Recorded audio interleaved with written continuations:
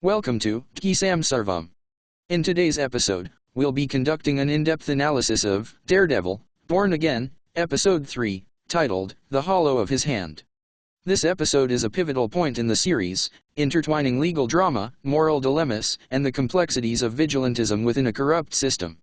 Let's break down the key events, character developments, and thematic elements presented in this installment. Opening scene, the trial of Hector Ayala. The episode opens with the highly anticipated trial of Hector Ayala, who has been accused of murdering a police officer.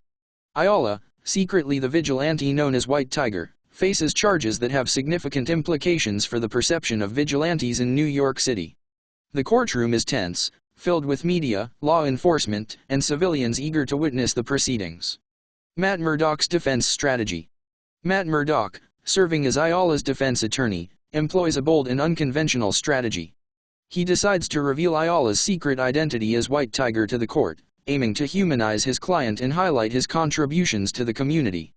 This move is risky, as it exposes Ayala to public scrutiny and potential retaliation, but Murdock believes it's necessary to sway the jury's perception.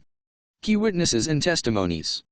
The prosecution presents Officer Powell as a key witness, who testifies that he and his partner were attacked by Ayala without provocation. During cross-examination, Murdock challenges Powell's account, suggesting that there was a confidential informant, Nikki Torres, present during the incident. Powell denies this, but Murdock's questioning plants seeds of doubt about the officer's credibility. Murdock plans to call Torres to the stand to corroborate Ayala's version of events. However, Torres is intimidated by law enforcement officials, leading him to retract his willingness to testify. This setback forces Murdock to adjust his defense strategy on the fly. Hector Ayala's testimony. In a pivotal moment, Ayala takes the stand and admits to being White Tiger. He explains his motivations for becoming a vigilante, citing a desire to protect his community from crime and corruption. Ayala draws parallels between his actions and those of other vigilantes, including Daredevil, challenging the jury to consider the blurred lines between heroism and criminality. The jury's deliberation and verdict.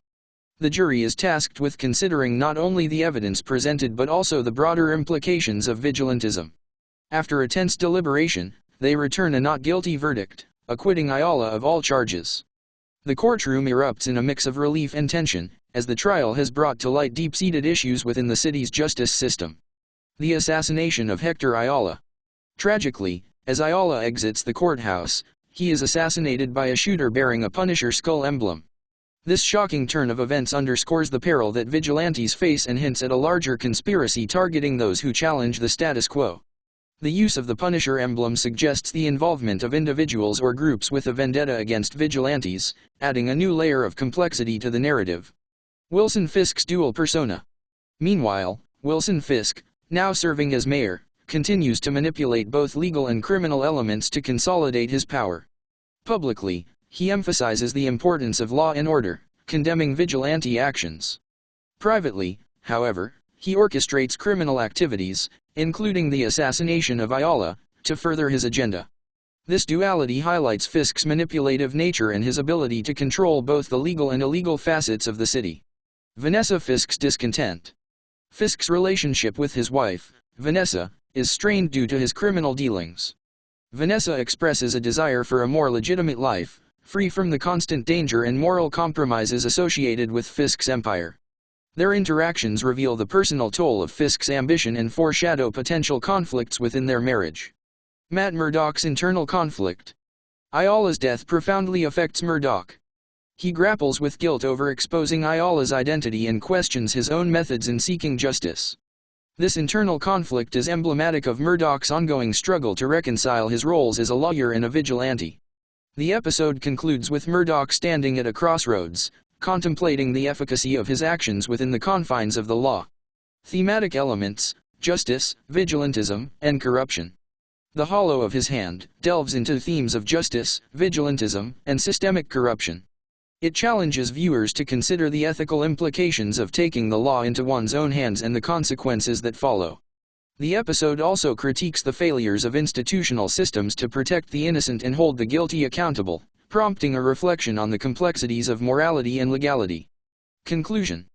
This episode serves as a turning point in the series, setting the stage for escalating conflicts and deeper character explorations.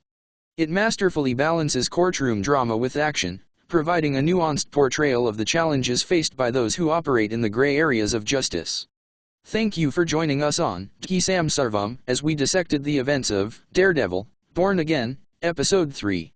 Stay tuned for more in-depth analyses and discussions in our upcoming episodes.